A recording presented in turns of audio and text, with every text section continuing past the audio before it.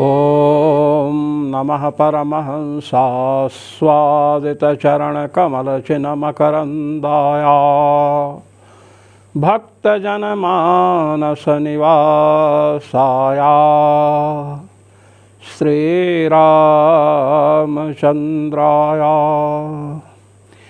यत्र यत्र रघुनाथकीर्तनं तत्र तत्र कृतमस्तकाञ्जलिं बाष्पवारि परिपूर्णलोचनं मारुतिं नमत राक्षसान्तकम् सीतानाथसमारम्भाम् रामानन्दार्यमध्यमाम् अस्मदाचार्यपर्यन्ताम् वन्दे गुरुपरम्पराम् वन्दे गुरुपरम्पराम्।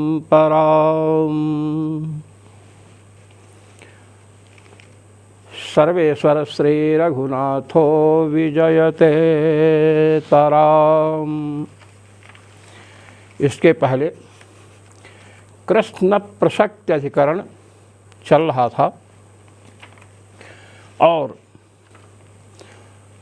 उसमें जो सांख्यवादी और नैयायिकों ने योगियों ने शंका की थी कि लोक में चाहे निमित्त कारण हो चाहे उपादान कारण हो, वे अन्य कारणों की अपेक्षा रखते हैं, मात्र एक कारण से कोई कार्य नहीं होता है। भगवान बादरायण की ओर से उत्तर दिया गया, परमात्मा अनंतानंत शक्तियों का आश्रय है, आधार है, तो अन्य कारणों की अपेक्षा किए बिना ही भगवान अनंतानंत चित्र विचित्र जगत की रचना करने में समर्थ हैं। लौकिक दृष्टांत देकर के अनंत शक्ति संपन्न परमात्मा के लिए आप ये नहीं कह सकते हैं कि वो कैसे कर सकता है। मैं आपको बतला रहा हूँ, आप और हम चलते हैं तो चलने के लिए वाहन चाहिए, दूर जाना है, और आसपास जाना है तो पैर चाहिए कि नहीं। जिसके दोनों पैर नहीं हैं वह चल सकता है क्या? देखने के लिए आपको हमको आँख चाहिए कि नहीं चाहिए? चाक्षुष प्रत्यक्ष करने के लिए हमें क्या चाहिए? नेत्र चाहिए। हमें किसी मंदिर में या किसी महापुरुष से या किसी कार्य विशेष से जाना हो तो हमें दोनों पैर चाहिए। अगर पैर गड़बड़ हो गए तो कैसे जाएंगे? सुनने के लिए कान चाहिए, चाहिए ना? बिना कान के सुन सकते हैं? नहीं सुन सकते हैं। किंतु परमात्मा में, भगवान में, किंवा परब्रह्म में ऐसी विलक्षण शक्ति है कि वे पैर के बिना चल सकते हैं, चलते हैं, हाथ के बिना ग्रहण करते हैं और नेत्रों के बिना देखते हैं। देखिए, तथा च श्रुति, श्रुति भगवती कह रही हैं, पश्यत्य चक्षुः शृणोत्यकर्णः अपाणिपादो जवनो गृहीता। पश्यत्य चक्षुः, भगवान देखते हैं। अचक्षुः सन्नपि भगवान पश्यति, नेत्र से शून्य होने पर भी भगवान देखते हैं। शृणोत्यकर्णः, कान के बिना भी सुनते हैं। अपाणिपादो जवनो गृहीता, अपाणिपादः, हाथ और पैर से रहित हैं, फिर भी तीव्र गति से चलते हैं और ग्रहण करते हैं। परमात्मा में विलक्षण सामर्थ्य है। लौकिक जन जिन जिन वस्तुओं की अपेक्षा करते हैं कार्य संपादन करने के लिए, भगवान उन साधनों की अपेक्षा बिल्कुल नहीं रखते हैं, क्योंकि अनंतानंत विचित्र शक्ति से संपन्न भगवान हैं। ये बात कृष्ण प्रसक्त अधिकरण में बतलाई गई। आज हम प्रयोजनवत्वाधिकरण में प्रविष्ट हो रहे हैं। न प्रयोजनवत्वात्, द्वितीय अध्याय के प्रथम पाद का 32वां सूत्र है। न अर्थात जगत का निमित्त और उपादान कारण आपने परब्रह्म परमात्मा भगवान को बतलाया। कहते हैं न, यह संभव नहीं है। क्यों? प्रयोजनवत्वात्। पूर्व पक्षी शंका कर रहा है, उसके पक्ष को भगवत्पाद श्री स्वामी रामानंदाचार्य जी महाराज अपने आनंद भाष्य के द्वारा उपस्थित कर रहे हैं। स्वत एव अवाप्त समस्त कामस्य ब्रह्मणो जगत सृष्ट्यादि व्यापारो न संभवति। कहते भगवान तो अवाप्त समस्त काम है, परिपूर्ण काम है, किसी वस्तु की इच्छा ही नहीं। तो जगत की जो सृष्टि है, आपने बतलाया कि परमात्मा जगत की सृष्टि करते हैं, तो मेरा आपसे एक प्रश्न है कि जब अवाप्त समस्त काम है, परमात्मा परिपूर्ण काम है, उन्हें किसी वस्तु की इच्छा ही नहीं, तो जगत की रचना किस प्रयोजन से करेंगे? प्रयोजनम अनुद्दिश्य नामंदोपि प्रवर्तते। प्रयोजन को उद्देश्य बनाए बिना कोई मूर्ख भी प्रवृत्त नहीं होता है किसी कार्य में। मंदमति, मंदबुद्धि जो प्राणी है, उससे भी पूछे कहाँ जा रहे हो, तो कहेगा बाजार जा रहे हैं सब्जी लेने। आप कहाँ जा रहे हैं? हम पुस्तक लेने जा रहे हैं। छोटा बालक भी कहाँ जा रहे हैं? कि कचालू खाने जा रहे हैं। ये देखिए, तो प्रयोजनम अनुद्देश्य नामंदोपि प्रवर्तते। प्रयोजन के उद्देश्य के बिना, किसी प्रयोजन को लक्ष्य में रखने मन में रखे बिना कोई मंद बुद्धि भी प्रवृत्त नहीं होता है। परमात्मा सर्वज्ञ सर्वशक्तिमान परिपूर्ण काम, किसी वस्तु की इच्छा ही नहीं, कोई प्रयोजन ही उनका नहीं है, तो जगत की रचना क्यों करेंगे? जगत सृष्ट्यादि व्यापारो न संभवति। परिपूर्ण परमात्मा, परिपूर्ण काम पर ब्रह्म भगवान श्री राघवेंद्र को जगत की रचना करने की जो बात कही गई वह संभव नहीं है। कुतः? कहे क्यों? सृष्ट्यादि व्यापारस्य प्रयोजनवत्वात्। इतना बड़ा जगत,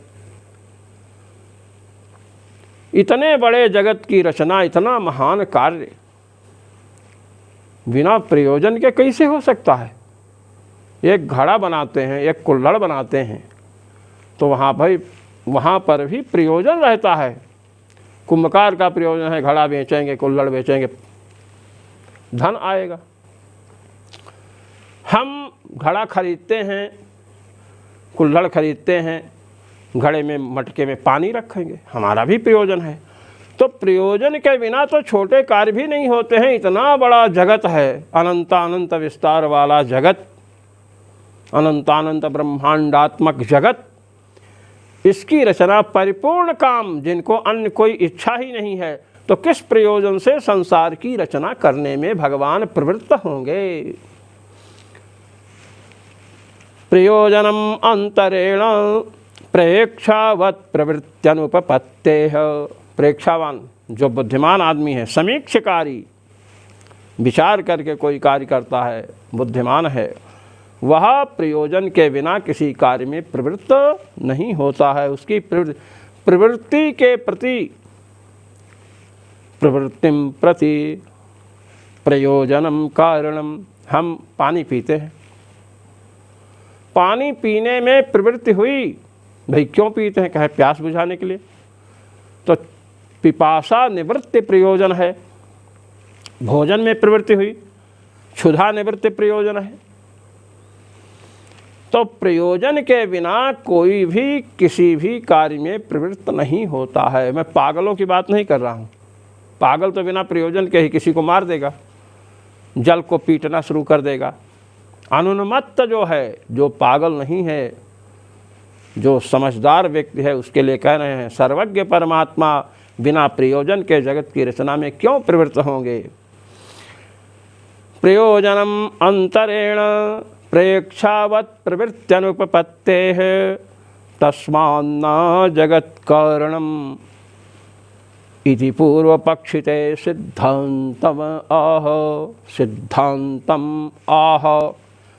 इसलिए परिपूर्ण काम सर्वज्ञ सर्वशक्तिमान भगवान किसी वस्तु की इच्छा ही नहीं है तो कोई प्रयोजन ही नहीं होगा। जब इच्छा हो तब ना प्रयोजन होगा।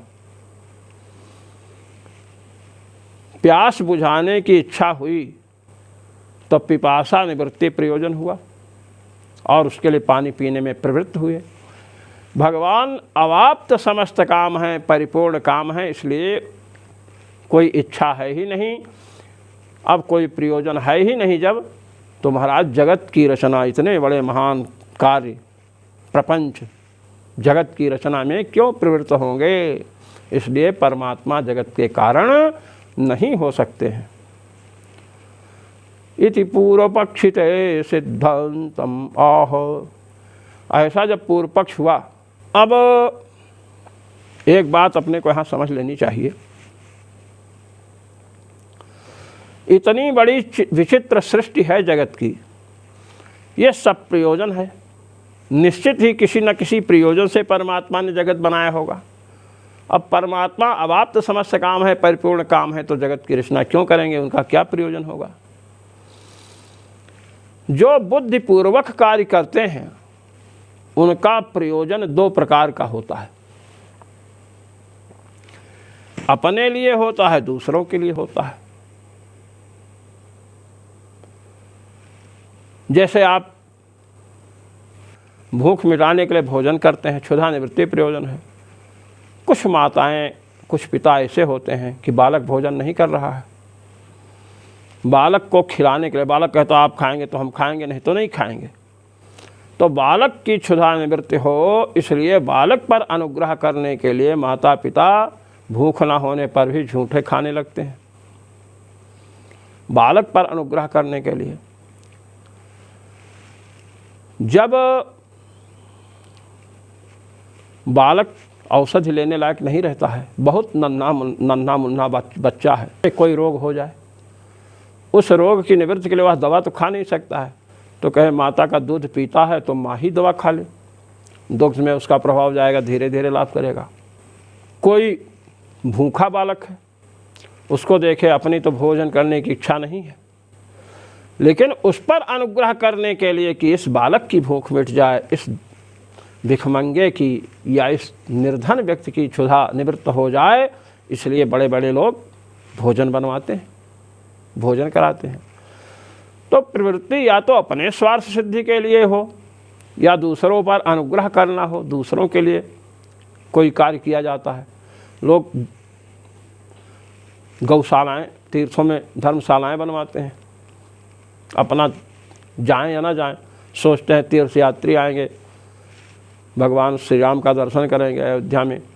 ऐसे बड़े बड़े श्रेष्ठों की धर्मशालाएं हैं तीर्थों में, वही जाकर थोड़े वहाँ रहते हैं। परोपकार के लिए, पर अनुग्रह के लिए, दूसरों पर अनुग्रह करने के लिए बहुत से कार्य होते हैं। स्वभावतः जो अवाप्त समस्त काम परमात्मा है, उसका सृष्टि से कोई प्रयोजन दिखाई नहीं पड़ रहा है। अब कहिए भगवान दूसरों पर अनुग्रह करने के लिए, जीवों पर अनुग्रह करने के लिए सृष्टि किए। कहते ये बात भी ठीक नहीं है।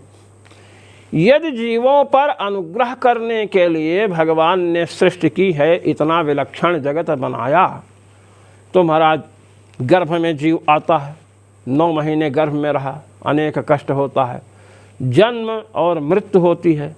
जन्मत मरत दुसह दुख होई, जन्म मरण के समय अनेक प्रकार के कष्ट होते हैं, असह्य कष्ट होते हैं। फिर नरक की 28 प्रकार के प्रसिद्ध नरकों की रचना कर दिया भगवान ने। यहाँ से कुत्सित कर्म करेंगे, पाप कर्म करेंगे, वहाँ पकौड़ी जैसे तले जाएंगे। पकौड़ी जैसे कई खंड कर दिया जाएगा, मरोगे नहीं, यातना में शरीर मिलता है। यमदूत खाएंगे, कीड़े खाएंगे, फिर भी प्राण नहीं निकलेगा। तो नाना प्रकार के गर्भवास, जन्म, जरा, मरण, नरक इत्यादि नाना प्रकार की यातनाओं से बहुल जगत है, यातनामय जगत है। इसको करुणा करके भगवान क्यों बनाएंगे? यदि जीवों पर अनुग्रह ही करना होता परमात्मा को तो सुखमय जगत बना देते। बढ़िया कथा सुन रहे हैं, भजन कर रहे हैं, लोकोपकार कर रहे हैं, किंतु दुखमय जगत बनाया परमात्मा ने तो जीवों पर अनुग्रह किया ये भी नहीं कह सकते हैं। अपने लिए तो बना नहीं सकते हैं क्योंकि कोई प्रयोजन ही नहीं है। दूसरों पर अनुग्रह करने के लिए भगवान ने जगत की रचना की ऐसा भी नहीं कह सकते हैं, क्योंकि जगत अत्यंत दुखप्रद है। इसलिए परमात्मा जगत के कारण नहीं बन सकते हैं। जगत की रचना क्यों करेंगे भगवान? इति पूर्व पक्षिते सिद्धांतमाह। ऐसा जब पूर्व पक्ष प्रस्तुत हुआ, अब सिद्धांत पक्ष आ रहा है। सिद्धांत कह रहे हैं क्या? लोकवत्तो लीला कैवल्यम। द्वितीय अध्याय के प्रथम पाद का 33वां सूत्र है। लोकवत्तो लीला कैवल्यम, केवलस्य भावः कैवल्यम, लीला कैवल्यम यानी लीला मात्रम। इस पर भगवत्पाद श्री स्वामी रामानंदाचार्य जी महाराज भाष्य करते हुए कह रहे हैं, यथा राजादेरलोके कंदुकादि क्रीड़ा विशेषाः केवलं लीला रूपा एवोपलभ्यन्ते तथा वाप्त समस्त कामस्यापि ब्रह्मणो जगत सृष्ट्योदयो व्यापार लीला कैवल्यमेव लीला मात्रम इति भावः। भगवत्पाद श्री स्वामी रामानंदाचार्य जी महाराज लोकवत्तु लीला कैवल्यम का अभिप्राय प्रकट करते हुए कहते हैं, जैसे राजा है, सम्राट, अब वह भी तो कंदुक क्रीड़ा करता है। अब कंदुक क्रीड़ा किस लिए करता है? गेंद खेल रहा है राजा। कहते केवलम लीला रूपा, केवल आनंद, लीला ही है उसकी ये, उससे कोई पैसा नहीं कमाना चाहता है। जैसे लोक में, संसार में देखा जाता है कि बड़े बड़े राजे महाराजे कंदुक क्रीड़ादि लीलाएं करते हैं। अच्छा, बच्चों को लीजिए, जिस समय सड़कें कच्ची थीं उस समय छोटे छोटे बच्चे हमने देखा है मिट्टी का घर बनाते थे, मिट्टी के महादेव बना दिया और मिट्टी का लड्डू बना दिया और उसका भोग लगा रहे हैं। क्या प्रयोजन है? लीला मात्र है, बाल सुलभ लीला है। तो जैसे बालकों की लीलाएं होती हैं, किंवा बड़े बड़े बुद्धिमान, शक्ति संपन्न, बुद्धिमान, शक्तिमान महाराजा कंदुकादि क्रीड़ा क्यों करते हैं? लीला मात्र है। ऐसे ही अवाप्त समस्त काम भगवान जगत की सृष्टि, जगत के लिए सृष्टि रूप व्यापार, पालन रूप व्यापार और संहार रूप व्यापार जो करते हैं वह भगवान का केवल लीला मात्र है। ये लोकवत्तो लीला कैवल्यम, ये बताया। कहते हैं ऐसा है, ये तो ब्रह्मसूत्र की बात है। संत महात्मा कहते हैं। और श्रीमद् भागवत महापुराण के 10वें स्कंध के 27वें अध्याय में दूसरा जो श्लोक है वहाँ पर भी सृष्टि का प्रयोजन क्या है, करते तो लीला के लिए,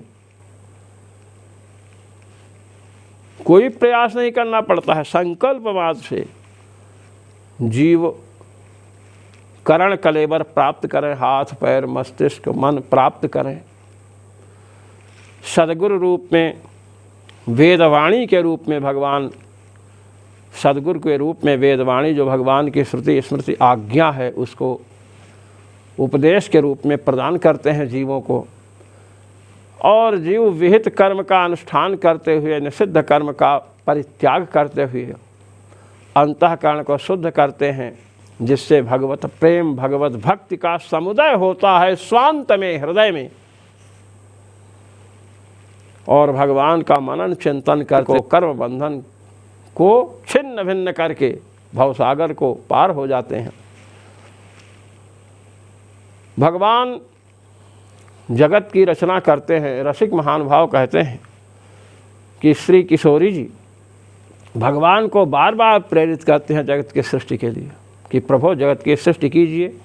जीव सद्गुरु को प्राप्त करके आपका भजन करके मुक्त हो जाएंगे, आपके श्री चरणों में आ जाएंगे। तो भगवान कहते हैं कि इस बार मैंने सृष्टि किया तो कोई मुक्त नहीं हुआ, इसलिए सृष्टि नहीं करनी चाहिए। तो श्री किशोरी जी कहते हैं कि प्रियतम प्रभो, किसान खेती करता है, बाढ़ आई, सब कुछ बह गया, तो ये बताइए खेती का जब समय आएगा, कृषि का जब काल आएगा, तो वह खेत में बीज डालेगा कि नहीं? क्या डालेगा? कहीं वही नहीं सोचेगा कि पहले बह गया था इस बार भी बह जाएगा, खेती करना छोड़ दे? कहने ऐसा नहीं करेगा। तो क्या आप एक कृषक से भी निष्ठुर हैं? आप कृषक जितना भी चिंतन नहीं कर सकते हैं, एक बार नहीं मुक्त हुआ इस बार करिए। सद्गुरु की प्राप्ति होगी, जीवों को अनुग्रह कीजिए। बिनु हरि कृपा मिलहि नहीं संता, सत्संगति संस्कृति कर अंता। आपकी कृपा के बिना संत नहीं मिलते हैं। तो आप कृपा करेंगे जीवों पर तो उन्हें सद्गुरु की प्राप्ति होगी, संत महापुरुषों की प्राप्ति होगी, और उनके बताए हुए भजन साधन को करके भवसागर से पार हो जाएंगे, सृष्टि सब प्रयोजना सिद्ध हो जाएगी। तो भगवान जीवों पर अनुग्रह करने के लिए सृष्टि करते हैं। अब रही बात जो अभी चर्चा आई है कि जीवों पर अनुग्रह करने के लिए यदि परमात्मा ने सृष्टि की है तो दुखमय जगत को क्यों बनाया? हम कहते हैं सुखमय जगत को बना देते, सबको सुख ही सुख होता, तो क्या कहते? परमात्मा स्वच्छंद है। दुखमय जगत क्यों बनाया? केवल दुखमय ही बनाया है, क्या सुखमय नहीं बनाया है? सुख का अनुभव आपको नहीं होता है? जब हलवा चावते हो, रसगुल्ला खाते हो तो सुख का अनुभव नहीं होता है? मणो लीलार्थमपि जगत सृष्ट्यादिकं न संभवति, देव मनुष्य पशु पक्षी कृमि कीटादि विषम सृष्ट्या तत्रैव वै सम्य प्रसक्ते है। भगवान लीला के लिए भी जगत की सृष्टि नहीं कर सकते हैं। अभी आपने बताया ना, लोकवत्तु लीला कैवल्यम। अब पूर्व पक्षी शंका कर रहा है कि लीला के लिए सृष्टि कर रहे हैं भगवान। कहे हाँ, कहे लीला के लिए सृष्टि करेंगे, किसी को देवता बना दिए, किसी को मनुष्य बना दिए, किसी को पशु बनाए, किसी को पक्षी बनाए, किसी को कीड़ा बनाए। ये विषम सृष्टि करने का प्रयोजन क्या है भगवान का? जिसको कीड़ा बनाए, किसी को पक्षी बनाए, कीड़े को पक्षी खा जाएगा। देवता बनाए, मनुष्य बनाए, मनुष्य में भी कोई निर्धन है, कोई सधन है, धनवान है। धनवान निर्धन पर क्या करेगा? निर्धन को क्लेश दे सकता है। कोई बलवान है, कोई निर्बल है, बलवान निर्बल को सता रहा है। ये सब देखा जा रहा है। तो इस प्रकार की विषम सृष्टि भगवान करें, ये संभव नहीं है। दूसरी बात कि जब सृष्टि करते हैं तो महाप्रलय भी होता है ना, खंड प्रलय होता है। कहीं बाढ़ आ गई, बिहार में बाढ़ आ गई, सब बह गया, भूकंप आ गया। और इन सब चीज़ों को छोड़िए, अंत में सबका संहार करते हैं प्रलय काल में। तो संहार करना, बना करके मार डालना, इससे तो भगवान में नैर्घृण्य की प्रसक्ति होगी। नैर्घृण्य, निष्ठुरता, दयाहीनता। अब आप देखिए, घृणा शब्द बहुत प्रसिद्ध शब्द है, घृणा शब्द। और घृणा का अर्थ आप सब लोग जो जानते हैं वह यहाँ नहीं है। कह घृणा कर रहे हैं, इनसे किसी से घृणा मत करो। संस्कृत में घृणा शब्द का अर्थ क्या है? श्रीमद् भागवत महापुराण में ये चर्चा आई है। सघृणम,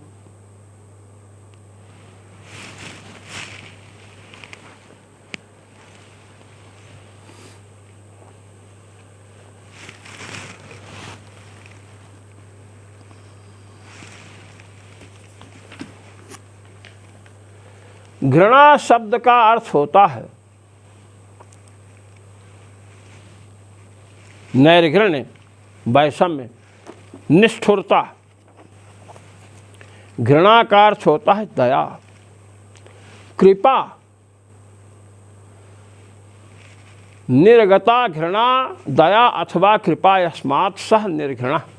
जिससे दया निकल गई, घृणा निकल गई, अर्थात दया और कृपा निकल गई है, वो निर्घृण है। निर्घृणस्य भावः नैर्घृण्यम। निर्घृण का भाव क्या है? नैर्घृण्य है, दयाहीनता, निष्ठुरता। कहते हैं परमात्मा जगत का संहार करते हैं, तो इससे लगता है कि परमात्मा में दयाहीनता है, कृपा नहीं करते हैं। ये बताया गया, तो ही बता रहे हैं। सर्वसंहर्तृत्वेन च नैर्घृण्य प्रसक्ते है। एक तो वैषम्य दोष, विषमता। किसी को देवता बना दिया, किसी को मनुष्य बना दिया। देवता से मनुष्य निम्न है, मनुष्य से पशु निम्न है, पशु से पक्षी, पक्षी से जो बड़े बड़े रेंगने वाले हैं, और उनसे भी छोटे जो कीड़े हैं। ये विषमता भगवान में है, तब ना विषम सृष्टि की रचना किया, नहीं तो सबको देवता ही बना देते। और सबका संहार करते हैं भगवान, ये तो बड़ी निष्ठुरता का काम है। किसी का संहार करना कोई अच्छी बात है? इसलिए नैर्घृण्य है, दयाहीनता है, निष्ठुरता है भगवान में। इसकी प्रसक्ति होगी। वैषम्य और नैर्घृण्य दोष की प्रसक्ति परमात्मा में होगी यदि परमात्मा को जगत का निमित्त कारण अथवा उपादान कारण किंवा दोनों कारण मानेंगे तो। ईश्वर कहते हैं वैषम्य नैर्घृण्येन सापेक्षत्वात् तथा ही दर्शयति। ये भगवान बादरायण का द्वितीय अध्याय के प्रथम पाद का 34वां सूत्र है। ये कहते हैं वैषम्य नैर्घृण्येन। भगवान लीलार्थ जगत की सृष्टि करते हैं, फिर भी भगवान में जो वैषम्य और नैर्घृण्य, दयाहीनता, निष्ठुरता का आपादन आपने किया, दोष दिया, कहे वह संभव नहीं है। ब्रह्मणो विषम सृष्टि जगत संहार प्रयोजके वैषम्य नैर्घृण्येन स्याताम। ब्रह्म में अर्थात भगवान में विषम सृष्टि के कारण क्या दोष दिया था कि भगवान में वैषम्य है, विषमता है। और जगत संहार करते हैं, इसलिए भगवान में क्या है? नैर्घृण्य है, निष्ठुरता है, दयाहीनता है।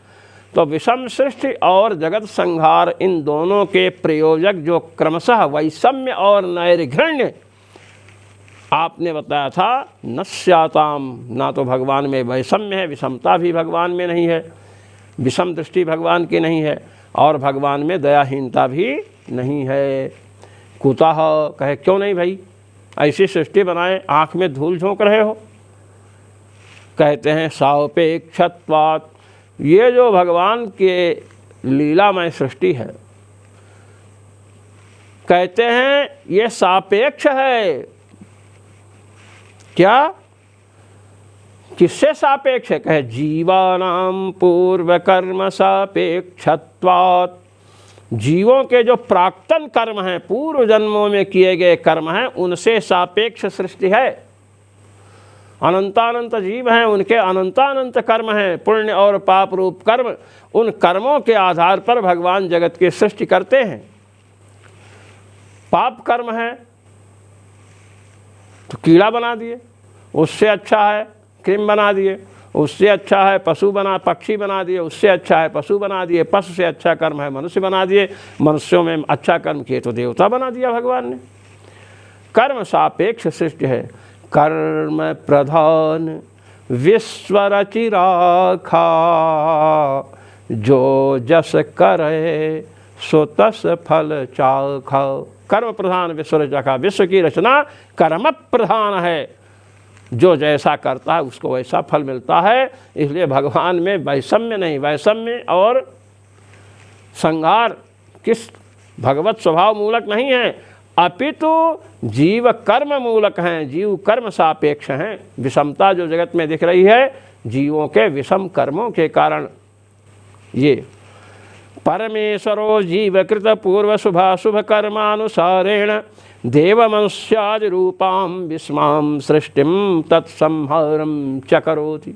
भगवत्पाद श्री स्वामी रामानंदाचार्य जी महाराज कह रहे हैं कि परमेश्वर जो परब्रह्म परमात्मा भगवान हैं, जीवों के पूर्व के शुभ और अशुभ दो प्रकार के जो कर्म हैं, उन कर्मों के आधार पर ही देव मनुष्य पशु पक्षी कृमि कीट आदि विषम सृष्टि करते हैं और कर्मों के आधार पर ही संहार भी करते हैं।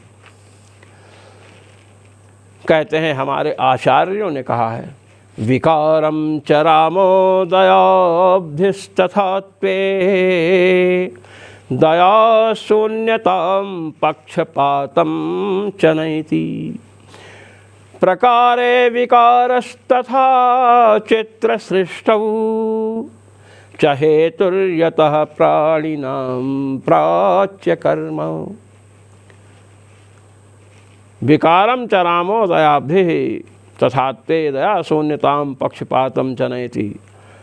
दया के सागर भगवान श्री राम हैं। जीवों के कर्म के अनुसार सृष्टि करते हैं, संहार करते हैं। उनमें दया शून्यता या वैषम्य रूप विकार या पक्षपात नहीं कह सकते हो। देवता बना दिए, देवताओं के प्रति विशेष भाव है, मनुष्य बनाए उससे कम भाव है, कहीं राग है कहीं द्वेष है, ये दोष का आपादन नहीं कर सकते हैं। प्रकारे विकारस्तथा चित्र सृष्टौ। प्रकारी तो भगवान है, प्रकार जीव और प्रकृति है। प्रकार में विकार है, भगवान में विकार नहीं होगा। भगवान जगत रूप हो गए तो कहो विकार आ जाएगा, कहे नहीं, शरीर में विकार है। जो शरीर में वृद्धावस्था बाल्यावस्था युवावस्था होती है, आत्मा में नहीं होती है। इसी प्रकार जीव और प्रकृति के शरीरी अंतर्यामी जो परमात्मा है उनमें विकार की प्रसक्ति नहीं होती है। रही बात वैषम्य और नैरखिण्य दोष जो आपने बतलाया था, कहते हैं जीवों का प्राचीन प्राणिनाम प्राच्य कर्म, जीवों का जो प्राचीन पुरातन कर्म है उसके अनुसार पर परमात्मा ने सृष्टि किया है, तो फिर कैसे उनको आप विषमता और दया शून्यता बतलाओगे? कर्म विषम है जीवों के, किसी का अच्छा कर्म किसी का बुरा कर्म, उसके आधार पर सृष्टि किया। अतस्तत्तत्कर्मैव तत्तद् वैषम्ये तत्संहारे च हेतुर् न परमेश्वरः श्री रामः। कहते हैं इसलिए जीवों के जो शुभ और अशुभ कर्म हैं वही विचित्र सृष्टि में, विषम सृष्टि में कारण हैं, संहार में कारण हैं। भगवान स्वयं कारण नहीं है विषमता लाने में। तथा ही दर्शयति, कहे हम प्रमाण दे रहे हैं श्रुतियों का, ये नहीं कि अपने मन से समझो कि हाँ कह रहे हैं गप कथा चुटकुला सुना रहे हैं, कहे नहीं। पूर्वार्जित कर्मानुसारेण शुभाम अशुभाम च सृष्टिम दर्शयति श्रुति। पूर्व में कमाया हुआ, पूर्व में अर्जित जो कर्म है उसके अनुसार ही शुभ और अशुभ सृष्टि भगवती श्रुति भी दिखा रही हैं, बतला रही हैं। क्या? पुण्यः पुण्येन कर्मणा भवति पापः पापेन। बृहदारण्यकोपनिषद है, चतुर्थ अध्याय के चतुर्थ खंड का 5वां। देखिए, कहते हैं पुण्यः पुण्येन कर्मणा, पुण्य कर्म से व्यक्ति पुण्य में प्रवृत्त होता है। पापः पापेन कर्मणा, या पाप कर्मों से पापी बनता है, पाप में प्रवृत्ति होती है। पुण्य कर्म किया तो पुण्य में प्रवृत्ति होती है, तो पुण्य कर्म के अनुसार ही ना प्रवृत्ति हो रही है। तो जीवों की प्रवृत्ति और निवृत्ति पूर्व में संचित जो कर्म है उनके आधार पर होती है। इति न चात्र कर्मैव देव मनुष्यादि सृष्टेर हेतु। अब कह रहे हैं इति, ये आपने बताया, हम मान लिए। कहते हैं तब देव मनुष्य पशु पक्षी इत्यादि जो विषम सृष्टि है उसमें कारण जीवों के शुभाशुभ कर्म हुए। कहे हाँ हुए, बिल्कुल हुए। कहे तो अब आप बतलाओ, मैं आपसे एक प्रश्न कर रहा हूँ। कहे करिए। कहे प्रश्न यह है, न चात्र कर्मैव देव मनुष्यादि सृष्टेर हेतुश्चेत् तर्हि किमीश्वरेण इति वाच्यम। वाच्यम के साथ ना को लगाइए। कहते हैं यदि सृष्टि में जो विचित्र सृष्टि है, विषम सृष्टि है और इसका संहार है, इसमें जीवों के शुभ और अशुभ माने पुण्य और पापात्मक कर्म ही कारण है, तो ईश्वर की क्या जरूरत है? का आवश्यकता ईश्वरस्य, ईश्वर की क्या आवश्यकता है? कर्म के आधार पर ही जगत की रचना हो जाएगी, विषम रचना हो जाएगी, और कर्म के आधार पर ही जगत का संहार हो जाएगा। बीच में जैसे बकरी के स्तन लटक जाता है ना गले में, अजागल स्तन के समान क्यों परमेश्वर को मानने की क्या आवश्यकता है? कहे इतना वाच्यम, कहे ऐसा नहीं कह सकते हो। बीजे सत्यपि पर्जन्यम अंतरेण अंकुरोत्पत्तिर यथा न भवति। अच्छा ये बतलाओ, अंकुर की उत्पत्ति में क्या कारण है? कहे बीज कारण है। ये तो सामान्य बालक भी जानता है कि अंकुर, भाई अंकुर जब बीज बोएंगे तब ना होगा। कहे अच्छा जो डेहरी में बीज रखा है, गोदाम में बीज रखा है, वहाँ क्यों नहीं अंकुर निकल रहा है? महाशय बतलाइए। कहे कि भाई बीज से अंकुर तो निकलता है, किंतु बीज को जब पानी वानी का संपर्क होगा, मिट्टी का संपर्क होगा, तब ना अंकुर निकलेगा। कहे बादल के बिना, मेघ के बिना नहीं निकल सकता। कहे नहीं, तथा कर्मसु सत्स्वपि, कहे ऐसे ही कर्म भी जीवों के हैं, पुण्य पापात्मक कर्म रहेंगे, किंतु परमात्मानम अंतरेण न देव मनुष्याद्याकारा जगत सृष्टि उपपद्यते। परमात्मा के बिना देव मनुष्य पशु पक्षी इत्यादि रूप से जो जगत की सृष्टि नहीं हो सकती है। भाई कर्म जड़ हैं, कर्म माने क्रिया, पुण्य ही किया, यज्ञ यागादि क्रिया है। स्वाहा स्वाहा स्वाहा। अब स्वाहाकार यज्ञ आदि क्रिया है, दान क्या है? क्रियात्मक है। क्रिया तो नष्ट हो गई। अब क्रिया नष्ट हो गई तो इसका फल कब मिलेगा? कर्म तो है नहीं। कर्म से एक अपूर्व उत्पन्न होगा, जिसे पुण्य या पाप कहते हैं। कहते वो भी तो जड़ होगा, चेतन होगा क्या? कर्म भी जड़ है और कर्म से समुत्पन्न अपूर्व भी जड़ है। किसको कैसा फल मिलना चाहिए, कैसे? उसको प्रेरित करने वाला भगवान का कोप ही पाप है, और भगवान की प्रीति प्रसन्नता ही पुण्य है। अच्छे कर्म करेंगे भगवान प्रसन्न होंगे, उचित फल देंगे, अच्छा फल देंगे, और दूषित कर्म करेंगे, निषिद्ध कर्म करेंगे तो भगवान असंतुष्ट होंगे, कुपित होंगे। ये कोप ही पाप है। तो कहे जैसे बीज से यद्यपि वृक्ष की उत्पत्ति होती है, अंकुर निकलता है, वृक्ष बनता है, किंतु जब तक उसको मिट्टी पानी ये सब का सहयोग नहीं मिलेगा तब तक अंकुर जनन में समर्थ नहीं है बीज। इसी प्रकार जीवों के पुण्य पाप रूपी कर्म भी जब तक परमात्मा का आश्रय नहीं मिलेगा तब तक वे सृष्टि में कारण नहीं बन सकते हैं। नैयायिकों को लीजिए, नैयायिकों ने परमाणुओं से जगत की रचना मानी, परमाणु से परमाणु द्वय ऐसे ऐसे, किंतु निरवय परमाणुओं में क्रिया ईश्वर की इच्छा से ही तो होती है। बिना ईश्वर के कार्य नहीं चल सकता है।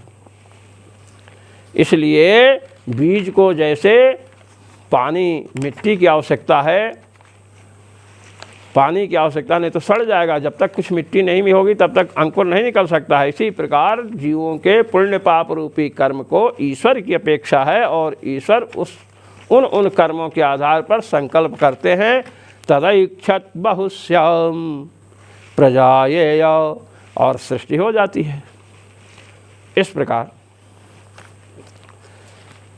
ये प्रयोजनवत्वाधिकरण चल रहा है। इसमें और भी हम आगे बढ़ेंगे, किंतु आज यहीं पर इसको विराम देते हैं। जो मनीषी महानुभाव भगवत्पाद श्री रामानंदाचार्य जी महाराज द्वारा प्रणीत ब्रह्मसूत्र के आनंद भाष्य का श्रवण मनन चिंतन करते हैं, उन सबको भगवान सर्वेश्वर श्री रघुनाथ जी की ओर से अनंतानंत आशीष, अनुग्रह और मेरी ओर से सादर सप्रेम। जय श्री राम।